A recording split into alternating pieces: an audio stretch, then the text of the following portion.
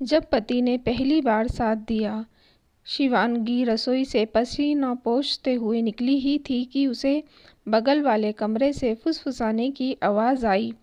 शिवांगी ने कमरे में झांका तो देखा कि सास सविता जी अपनी बेटी से धीमी आवाज़ में फ़ोन पर बात कर रही थी। बेटा सुमन, हमारा क्या है, आज नहीं तो कल चले जाएंगे, मगर तेरी भाभी को तो इतनी समझ तो होनी चाहिए कि अपनी सास को अच्छा अच्छा खाना खिलाए। जब देखो रोटी सब्जी दाल चावल यही बनाती रहती है। क्या रोज रोज यह खाना भाता है? तेरी भाभी सुबह 7 बजे उठती है। घर की लक्ष्मी को सुबह सूरज निकलने से पहले जाग जाना चाहिए, मगर उसे कौन समझाए। कपड़े धोने के लिए मशीन लगाती है, झाड़ू पोछा बर्तन सभी को बाई लगा रखी है।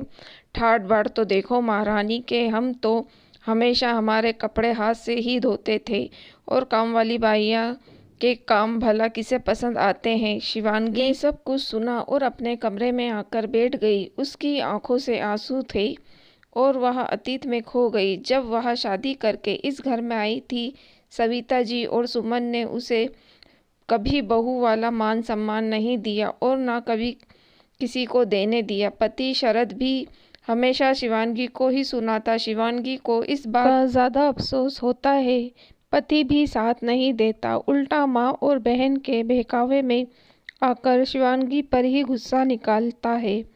एक दिन तो सविता जी का पारा ऐसा चढ़ा कि उन्होंने शिवांगी के माता पिता तक को भला बुरा कह दिया था, मगर शरद या तो चुपचाप सुनता या फिर अपनी माँ का साथ देता।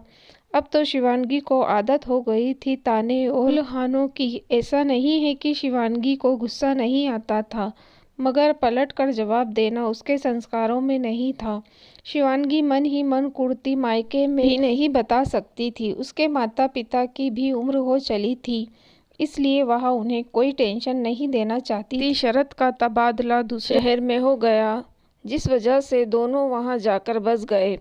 दूसरे शहर आकर 6 महीने ही हुए थे कि सासू माँ सविता जी को हार्ट अटैक आया और सविता जी को ऑपरेशन करवाकर सास और ससुर जी को श्रद्ध यहीं ले आए। बेटी सुमन की शादी हो गई थी, तो अब सविता जी फोन पर बेटी को सारी राम कहानी सुनाती थी। मम्मा मम्मा कहते हुए 4 साल की सोनू जब कमरे में आती तो शिवांगी की तंद्रा टूटी। उसने सोनू को गोद में भर लिया और उसके साथ खेलने लगी। सविता जी बोली, शिवांगी खाना बन गया हो तो लगा लो।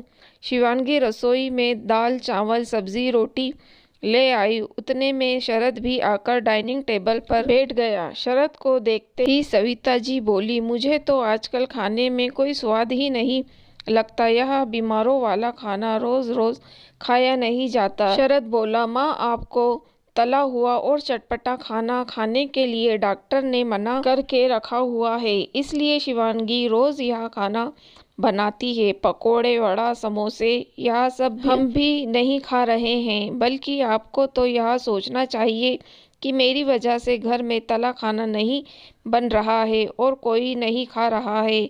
पिछले साल आपकी बाईपास सर्जरी हो चुकी है। आपके हार्ट अटैक की समस्या की वजह से घर में तेल घी का इस्तेमाल काफ़ी कम हो गया है। हम भी नहीं खाते। सविता जी बेटे का जवाब सुनकर चुप बैठ गईं। दूसरे दिन सुबह जब शिवांगी कपड़े धोने की मशीन लगा रही थी, सविता जी बोली, बहू यह रोज रोज मशीन लगाती हो, जानती हो बिल कितना आता है? शरद ऑफिस के लिए तैयार हो रहा था, वह सुनकर बाहर आया और बोला, हाँ माँ जानते हैं बिल कितना आता है और वह बिल मैं भरता हूँ, इसलिए आपको चिंता करने की कोई ज़रूरत नहीं है। और अगर शिवांगी दिन भर कपड़े बर्तन यही करेगी तो दूसरा काम कब करेगी? सविता जी फिर चुप बैठ गई। शिवांगी के लिए यह पल जिंदगी के खुशनुमा पल थे, जब पति शरद उसके साथ देता है। आज शरद पहली बार शिवांगी के लिए गजरा लेकर आया था और अपने हाथों से शिवांगी के बालों में लगाते हुए बोला, शिवांगी हो सके तो मुझे माफ़ कर देना।